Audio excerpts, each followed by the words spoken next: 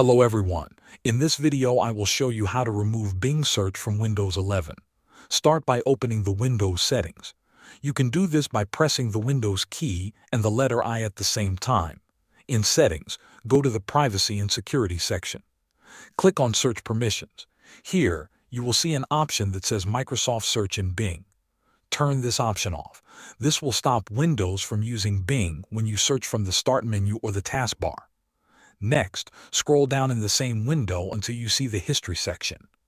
Click on Clear Device Search History. This will remove past searches that were sent to Bing. After that, restart your computer. Restarting is important because it ensures that the changes are applied correctly.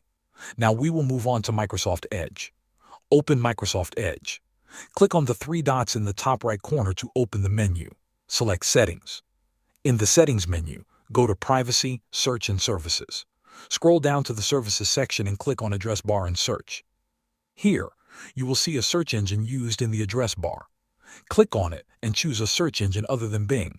You can select Google, DuckDuckGo, or any search engine you prefer. Once you select it, Bing will no longer be used in the Edge address bar. By following these steps, you have successfully disabled Bing in Windows Search and removed it from Microsoft Edge. Thanks for watching.